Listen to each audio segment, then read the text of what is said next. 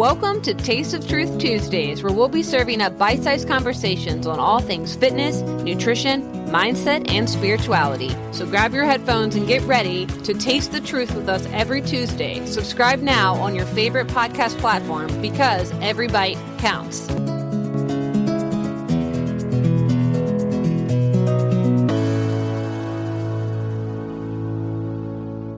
Hey, welcome back to Taste of Truth Tuesdays. Today, we're diving deep into the controversial world of German New Medicine.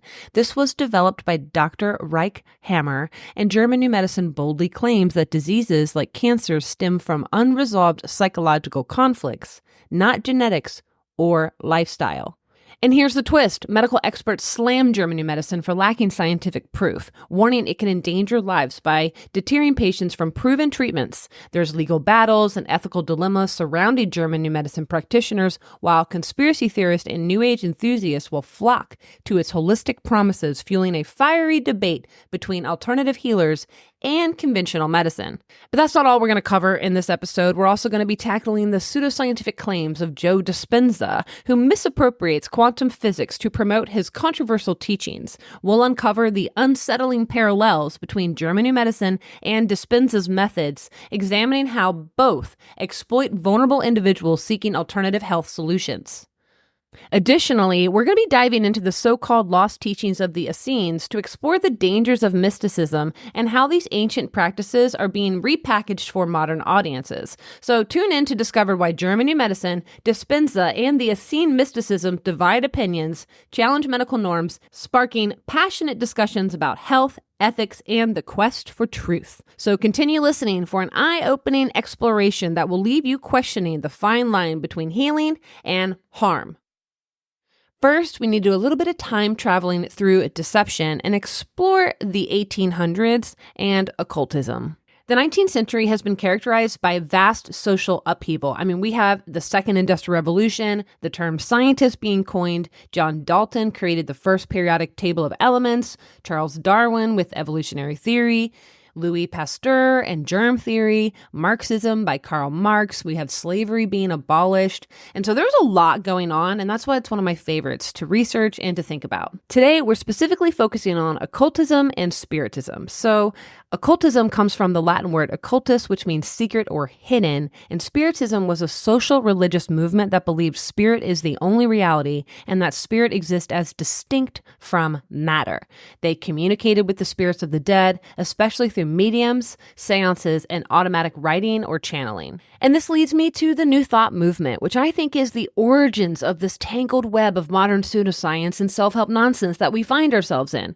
This movement was heavily influenced by Frank Mesmer and Alexander Dowie before Phineas Quimby's ideas took the center stage in the 1900s, which simply propelled the notion that the mind wields incredible power over physical health and reality itself. German New Medicine and Joe Dispenza are both about mind games and misdirection. So German New Medicine pushes the envelope of the New Thought by suggesting that diseases are purely a result of unaddressed psychological conflicts. And similarly, Joe Dispenza blends meditation and mental exercises, promising miraculous health benefits. And this mirrors the core tenets of New Thought, but fails to stand up to scientific scrutiny.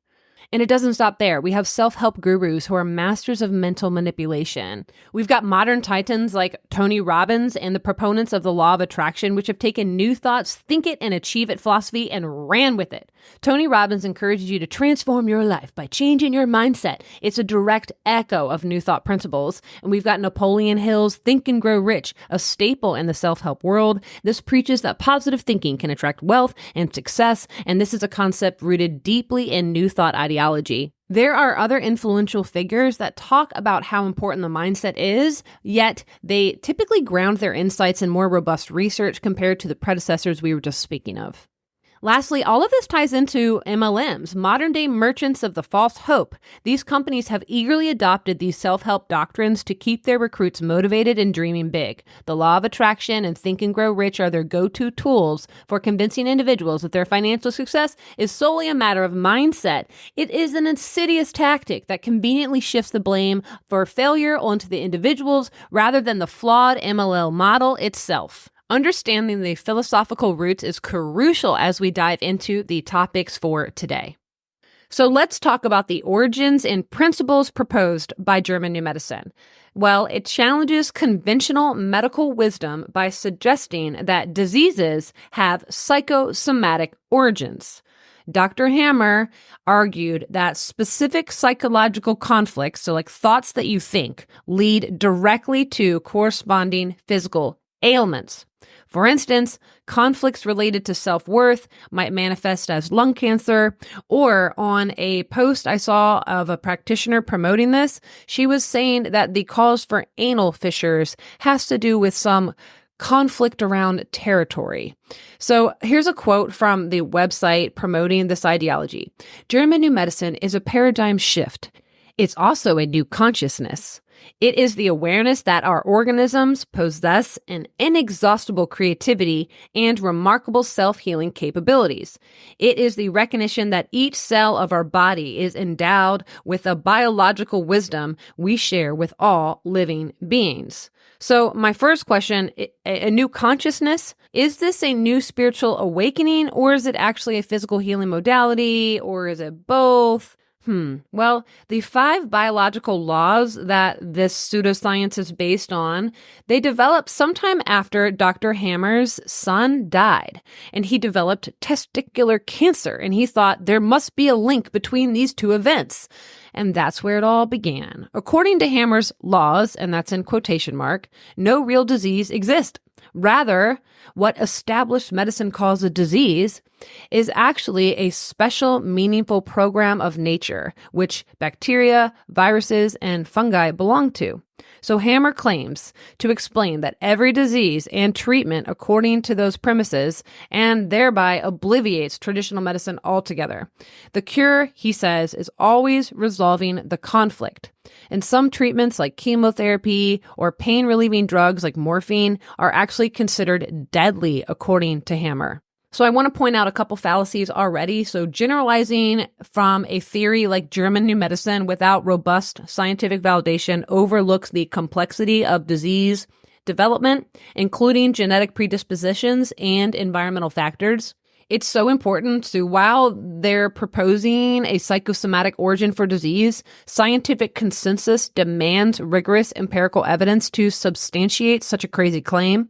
And when you look to anecdotal observations, that does not provide any legit evidence for validating medical understanding. And another fallacy I see here is like drawing direct parallels between animal responses to triggers and human psychosomatic responses in the 5 biological laws. I'm not sure if y'all dove in deep into the PDF files that are out there, but I just feel like this is oversimplifying human psychology and physiology, and just the responses to stress and the triggers that are influenced by complex cognitive processes. This stuff extends way beyond conditional reflexes that we observe in animals. So I just think that human responses involve nuanced cognitive and emotional evaluations and situations. So basically, these biological laws are just dogmas of German New Medicine. They're not laws of nature or of medicine, and they are at odds with scientific understanding of human physiology. They're basically a mixture of life science and biology facts riddled with false connections and fallacious deductions. Dr. Hamer does not present any literature supporting his ideas. No prospective or scientifically controlled clinical test has been made so far to prove possible efficacy, and no peer-reviewed articles in any serious medical journals exist. Real quick, let's talk. What is a scientific law? Well, there are 4 major concepts in science: facts, hypothesis, laws, and theories. So scientific laws develop from scientific discoveries and rigorously tested hypotheses. And that's how we develop new theories, and those will generally uphold and expand laws, though neither is ever held to be unapplicably true.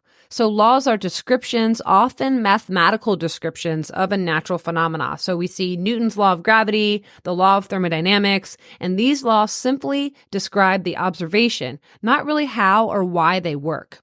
The Hamer doctrine allows for no chemical carcinogens to exist. It claims they have no effect on tumor formation and that smoking does not cause cancer, for instance. Hamer claims that cancer may occur because people were in panic after hearing that carcinogens like asbestos or cigarette smoke were harmful. So he's proposing it's just the thought you're having, not the actual chemicals, and proposes they just don't exist at all.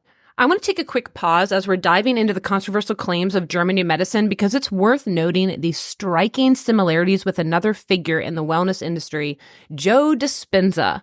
Both promote ideas that can mislead and endanger those seeking health and wellness solutions. So Joe Dispenza's claims, he asserts that through the power of thought and meditation, individuals can heal themselves and transform their reality. He frequently misinterprets quantum physics to support these assertions. Dispenza talks about the quantum field and suggests that by focusing our thoughts and emotions, we can tap into this field to manifest physical changes in our bodies and our lives. He uses terms like quantum coherence and quantum entanglement to imply that our minds can create our reality. Speaking of reality, let's talk about what actual quantum physics deals with, which is the phenomenon of the atomic and subatomic levels. Quantum coherence and quantum entanglement are genuine specific concepts, but their effects are significantly only at extremely tiny scales and do not translate to the human scale at all. Quantum physics does not support the idea that our thoughts can change physical objects or heal our bodies. The misconception arises from the observation that particles behave differently when observed, but this is specific to quantum experiments and does not imply that human thoughts can directly alter reality. So picture this. You've got a coin in your pocket. In the quantum world, particles can exist in multiple states until observed, like a coin being both heads and tails at once. However, this does not mean you can think really hard and change a coin in your pocket from heads to tails. Dispenza claims stretch quantum principles far beyond their scientific basis. So like Dispenza, German new medicine will position that diseases are caused by unresolved emotional conflicts, and resolving these conflicts can cure disease.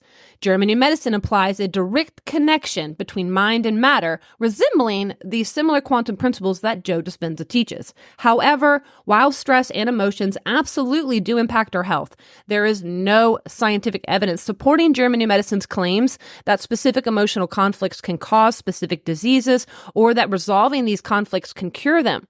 Quantum physics does not provide evidence for such a direct causation at a cellular level. And the final similarity that I want to take a moment to talk about are the lost teaching of the Essenes. So these proponents of the so-called lost teachings of the Essenes claim that ancient spiritual practices have the power to heal and transform lives. These teachings are often presented as having special knowledge about the mind and body connection, using mystical language similar to how Dispenza and German new medicine misuse quantum physics. But hello, we need a reality check. While the Essenes were a historical Jewish sect known for their ascetic lifestyle, there is no historical evidence that they possess secret knowledge capable of any miraculous healings. The claims about their teachings are often exaggerated or even fabricated, such like the misrepresentation of quantum physics like we've already spoke about. So let's review the common themes here. Misuse of scientific concepts. All three of these exploit complex ideas like quantum physics for Dispenza and German new medicine and mystical ancient wisdom for the Essenes, which lend to credibility to their claims. But they lack scientific evidence, so none of these approaches are supported by critical scientific research and often relying on anecdotal evidence or misinterpretations of scientific principles. Hello, red flag. Extraordinary claims will require extraordinary evidence. And lastly, the potential harm, which is the theme of this entire episode. By promoting unproven methods as alternatives to evidence-based medical treatments, this can lead individuals to make very dangerous health choices. And if you want more information on all of these topics, please check out the show notes for the blog post that goes with today's episode. So far, we've talked about main concerns and criticisms are lack of scientific evidence.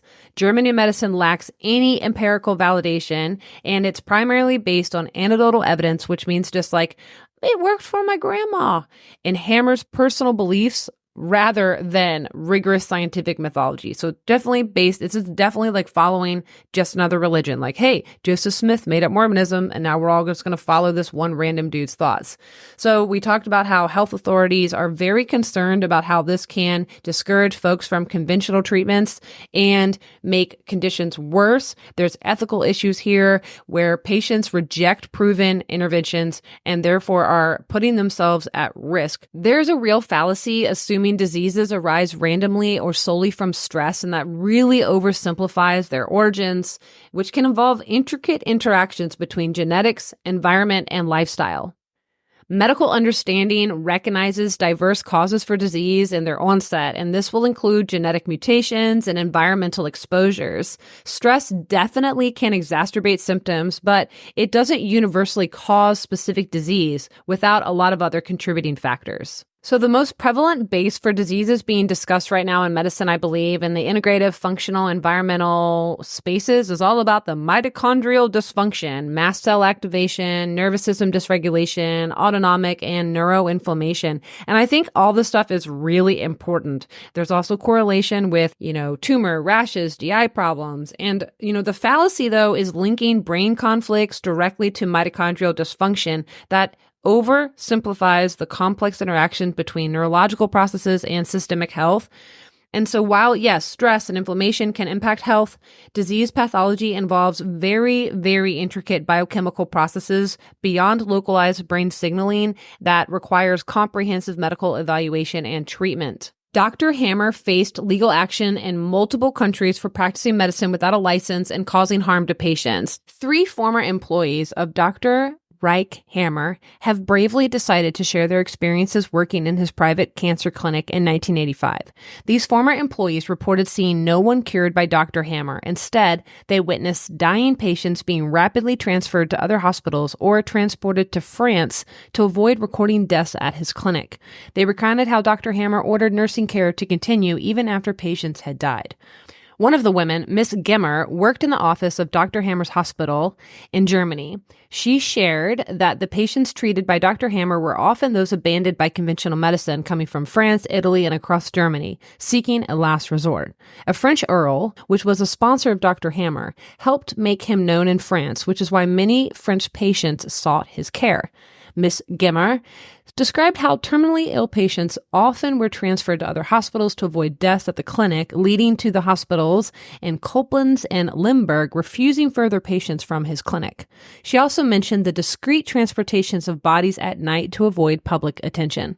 Miss Gemer initially thought Dr. Hamer was a compassionate doctor, but quickly realized he had paranoid tendencies, constantly battling authorities, and believed he was being persecuted. She found his letters to authorities confused and difficult to support them. Despite the chaotic environment, Miss Gemer stayed on for nearly half a year, feeling a responsibility to the severely ill patients who had no one else to care for them. She organized a part-time nurse, a cleaning staff, and kitchen help, despite the clinic's financial struggles. A particularly disturbing incident involved a young, severely ill cancer patient who was in excruciating pain while Dr. Hamer was unreachable. Miss Gemer called for a former surgeon who arrived with a colleague to administer pain relief. This incident led to a complaint against Dr. Hamer and eventual closure of that clinic after a criminal investigation. Miss Gemer believes Dr. Hamer was entirely convinced of his methods and obsessed with his new opportunities to cure patients despite widespread medical disagreement. If you'd like to read that interview for yourself or the other interviews, please check the show notes for the blog episode that goes with today. Trigger warning. It is dark. Okay, so why the appeal? Conspiracy theorists and New Age rebels without a cause seem to eat German new medicine up. So despite the criticisms, it still continues to attract followers who distrust mainstream medicine and pharmaceutical industries. And y'all, I'm picking up on what you're putting down. There is truth behind your distrust. I get that. And you're drawn to holistic approaches and you want to reject what is perceived as profit-driven medical practices. German New Medicine will appeal to those who are seeking alternative explanations for illness and offering a narrative that resonates with distrust of institutionalized medicine and its commercial interest. I believe Hamer is popular within the truther conspiracy circles because he denied the moon landing ever happened. He believes that viruses do not exist and that vaccinations are entirely unjustified. Even more concerning, Hamer has made numerous anti-Semitic and Holocaust denial statements, accusing an international Jewish conspiracy of slandering him and keeping the truth about German New Medicine from the public. He claimed that Jewish doctors secretly practiced German New Medicine successfully on Jewish patients, but deny it to others. Hence, he held that Jews are responsible for the deaths of every patient who died while undergoing conventional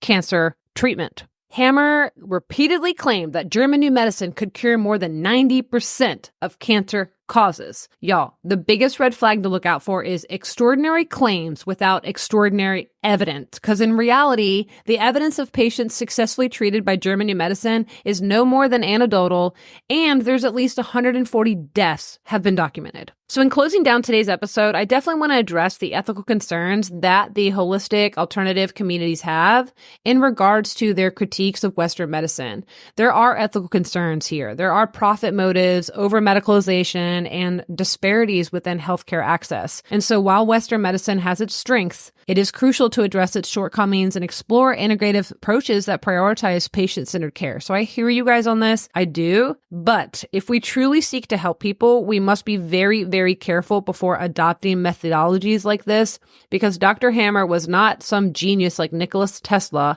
that the government tried to crush. He was actually a narcissistic psychopath. And I think it's absolutely irresponsible, unethical, immoral to endorse such pseudoscientific theories with the potential to cause serious risk and harm, all while jeopardizing the reputation for all holistic and alternative methods. So as we conclude, German New Medicine challenges traditional medical paradigms, sure, but it lacks scientific validation and proposes very serious harm to patients. And these are the serious concerns that I wanted to run through today. I think it's essential for individuals to make informed decisions based on evidence-based medicine, and we want to approach alternative therapies with caution. That's all I have for you today, folks. Thanks again for listening. Next week, we have From Doctrine to Practice, exploring faith, parenting styles, and mental wellness with Marissa Burtz. And then we'll have an episode with my girl, Nicole, talking about thyroid wellness, finding resilience through a holistic approach. Hey, we'll be talking about holistic and integrative approaches, guys. I'm not a hater on all of it, as I hope you know that. And there's a lot more exciting episodes coming up. So until then, maintain your curiosity, embrace skepticism, and keep tuning in. Have a great week.